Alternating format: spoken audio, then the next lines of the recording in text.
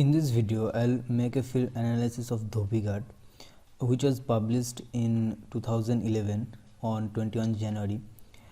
Though it didn't get much attention, but Dhobi Ghat is an excellent art film which explores the city of Mumbai through the eyes of four characters of different dispositions.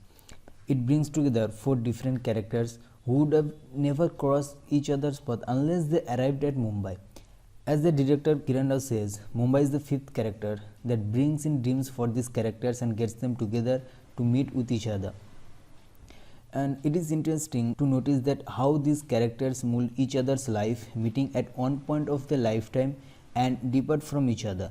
The whole existence of the character Yasmin is in virtual appearance, and she molds Arun's character as Arun engages with her videotapes. She teaches Arun the intricate beauty lies in small things, and she becomes muse for Arun. Arun learns to be happy with a new vigor. Thus we see that at one point in the film, Shai points out that Arun seems happier. You look a lot happier, I have to say. And the kind of relationship between upper class and lower class people we see in general gets subverted through the relationship between Shai and Munna. Though Shai has her own self-interest behind her friendship with Munna at the outset, but towards the end their relationship becomes more intense and spontaneous. Shai, as a representative of bourgeois class, gets to peek into the harsh reality and tough struggle of people of proletariat class. Like in Munna's character, she discovers that even mean job like rat killing exists, and Munna does that secretly at night. The distance between bourgeois class and proletariat class gets close, although a little, but it happens in this film. Munna, on the other hand, understands at the end that love can bloom at times based in friendship. As he takes Shai's friendship for him an overture of love, he comes to realize that people like him can only act as a stepping stone for upper class people, and that is why we see that he makes a great sacrifice giving Arun address at the end. And this is quite worth noticing how these two characters get shaped by each other. And Munna is one of those people who come to Mumbai and build the city, as Arun says at the beginning of the film. Well, there's not much to say.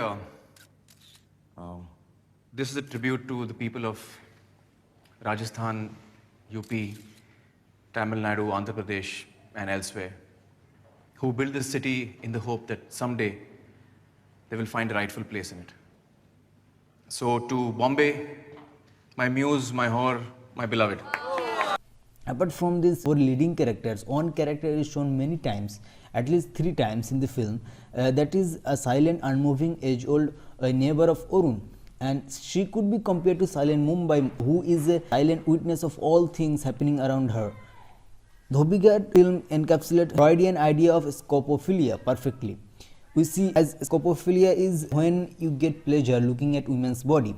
But here we see a subversion of Laura Mulvey's gaze theory, which states unnecessary exposition of female body, particularly in film, through the character of Shai. Here we find that Shai gets the visual pleasure constantly looking at Arun through her camera, and Arun is looking at Yasmin concentratingly while Shai looking at Arun. So the idea of gaze permeates the whole story. At one point also in the film, the security guard is found to be engaged in scopophilia with Shai. But Munna never judges by her dress sense. He tries to gaze at her soul, not body.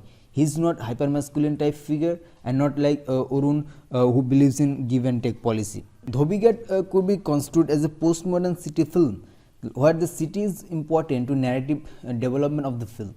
This film was released in English as Mumbai Diaries, and country like India, which is dissected with so many castes, a city Mumbai connects people from different classes and social backgrounds. Clothes we see in the film, that clothes of all classes are washed in the same water. They are hanged together. Various Mumbai montages, editing, different shots are really in sync with the narrative.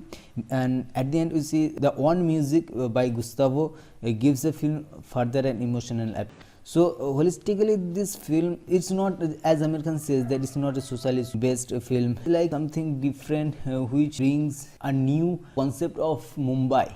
It explores the city of Mumbai not only to India but also to internationally to other people. It is an inconclusive film. You have to find your own conclusion. In general, we find in movie that we get already a conclusion at the end. So it's not like that. You have to find your own conclusion.